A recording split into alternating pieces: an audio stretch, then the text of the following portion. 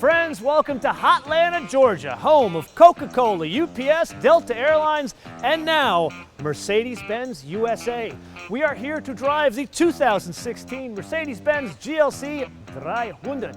But sadly, we were not welcomed with Southern cooking. We were welcomed with a major storm. So we found a place to shoot on the inside, which happens to be an airport for av geeks like me. Specifically, it is DeKalb Peachtree Airport. So while we work on the full episode, let's go through a tech review and start with the thing that gets us most excited, the engine.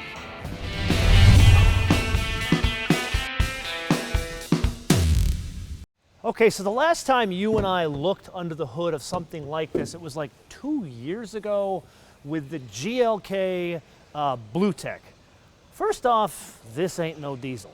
This is a 2-liter, 4-cylinder, direct-injected turbocharged engine. And the logic here is Mercedes-Benz is trying to replace a V6 with this engine and some technology. So you've got the turbocharger. It's 241 horsepower that comes in at 5,500 RPM. That's okay. But torque, 273, which comes in at a very low 1,300 RPM, which makes this thing incredibly useful when you're dealing with a vehicle of somewhat this size. Now, if you remember that film we shot, what was it, again, 2 years ago for that GLK, there was a very cool turbocharger intake plenum set up there. Basically, it was an adjustable vane, and there was this very cool way in which the air went 2 different ways to get a lot of torque, like over 300 pounds of torque out of that diesel engine. This one's not so fancy. This one's a single vane setup. And that's why we're down into 273. But still, it'll work. Come back for the full first drive episode to find out how that works on some of the northern Georgia roads. Now, what is that connected to? Well, it's connected to the 9-speed transmission that you and I drove, or I don't know when you're seeing this, but the GLE 450 Coupe. It's a torque converter automatic, obviously 9 speeds. But what's interesting about it is not so much that it has so many gears, it's the packaging of the whole thing. So the transmission, instead of being packaged in aluminum, it's actually packaged in magnesium, and the 9 gears sits in the same shape, basically the same size packaging as the 7-speed it replaces in the GLK. But wait, there is more. So this is an all-wheel drive vehicle. Actually, this very one here is 4MATIC. You can get it. It's on offer basically as a 2-wheel drive, meaning rear-wheel drive, and then the all-wheel drive, the 4MATIC as Mercedes calls it. So you have to have some sort of like locking torque system. So there is a separate locking differential on here that provides an additional 37 pound-feet of torque for low-end use.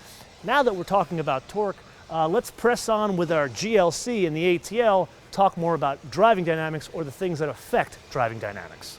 Now, when you and I talk about things that affect driving dynamics in these films, usually it has something to do with some whiz-bang app on the suspension.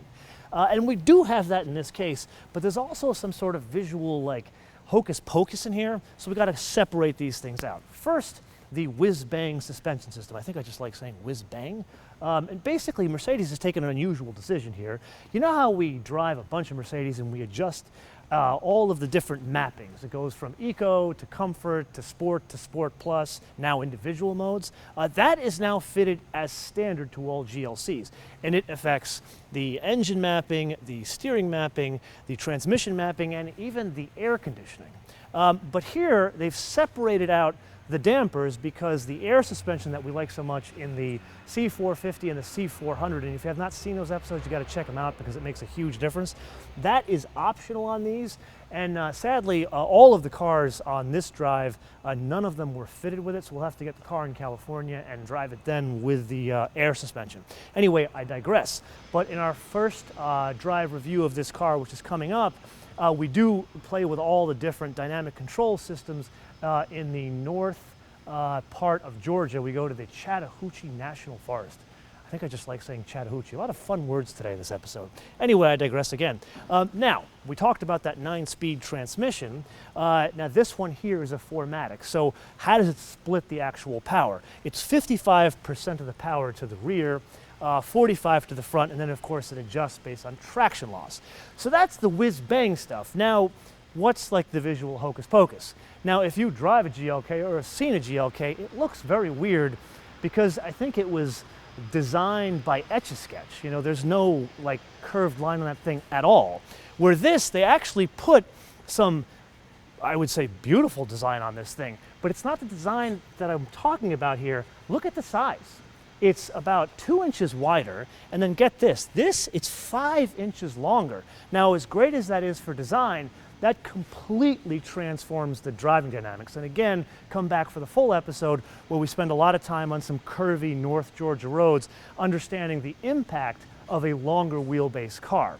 Now, there is one other little piece here that does affect design, and this is I know I know I'm a very frustrated designer. We talk about design a lot of episodes, but take a look at this now. Now this thing it's got haunches now, where before there was just like a drop-off waterfall back here. So that's a function, again, of the 5 extra inches. You're able to put proportion on this thing, which transforms the look.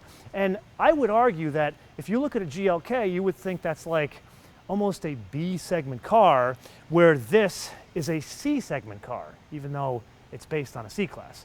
And that's somewhat confusing, but now we're talking about proportions and probably talking about the sexiness of proportions, and soon I'm going to go on about sexiness of proportions in women. So why don't we just like focus on the interior. And now for my next trick, the interior, which is to get to a point of some confusion here. So if you are a Mercedes Benz fanboy, or if you've just been following the crazy Mercedes Benz nomenclature changes, the interior kind of points to what's going on. The logic, effectively, is aligning the sedans and the SUVs. So we already drove the GLE, and so that's aligning the GLE, or what used to be the ML, with the E-Class. Then there's the coming GLS, and that's aligning the big GL with the S-Class. And then take a look at this interior. This kind of gives you a hint as to why this is called the GLC.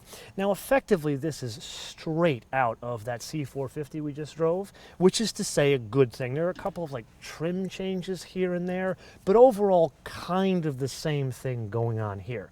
Does that provide a little bit more clarity as to why the name changes are going on? Of course, in some sort of like German corporate hierarchy, that makes a hell of a lot of sense, but I think for the next couple of years, it will confuse you and I. Now, to the back end. Now, there is an advantage to having the mentality of a 3-year-old and driving a completely unrealistic car. You never have to worry about loading Rugrats or the crap you get from like Gymboree in places like this. But when I borrow cars like this and start playing around with power liftgates, I always run into one problem. And the problem is, whenever you have like the folding down seats, and like they even have power fold down seats in most of these things, invariably the seat is always in a position like that, so you hit the button, and then the damn seat hits the seat in the front, then you gotta walk around, put the seat forward, come back, hit the button again, and then finally the system works. It's incredibly annoying. Well, Deutschland has come up with a solution. So basically it's, you know, fancy, you kick the thing and the gate comes up, which I gotta say, that is a neat little trick. And even though I have the mentality of a 3-year-old, I do like going to Costco. Now check this out. There is a button back here. Notice, I already proved to you the seat is way back, like a 6'5" kind of person would be there. I press this button, look what happens to the seat. It moves forward by itself, so I don't have to take my lazy ass to the forward port of the car, move the seat forward, come back here, cursing every engineer as I do it. Instead, I say, vielen Dank. And with that, that's about all the tech bits for our tech review of the GLC and the ATL. Make certain you come back for our full first drive review of the GLC and the ATL, where we drive this very vehicle on incredibly wet roads in northern Georgia. Now with that, I want to leave you guys with 2 points. Number one, a bit of a trivia question. So here we are at DeKalb Peachtree Airport in DeKalb County, just outside of Atlanta, Georgia. And no matter what airport you go to, there is like a 3-letter code for it. So LAX is for LAX, Los Angeles International, or EWR is for Newark, or ATL is for the ATL. What does DeKalb Peachtree Airport have in common with Porsche? Not Mercedes, but Porsche. Let me know in the comments below or via our social media, MotoManTV all one word, MotoManTV all one word, Facebook, Twitter, and Instagram.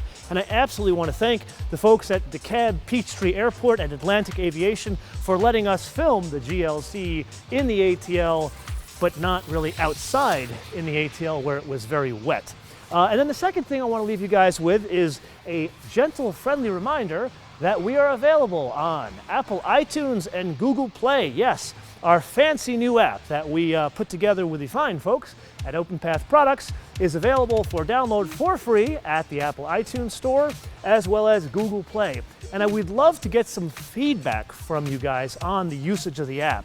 Are you experiencing any bugs, anything going on? What do you like about it? Let us know in the comments below, or let us know via our social media, because I'd love to pass that to the guys at OpenPath Products, who are major car guys I'd like to add, so we can kind of grow that audience and grow some of the features of the app.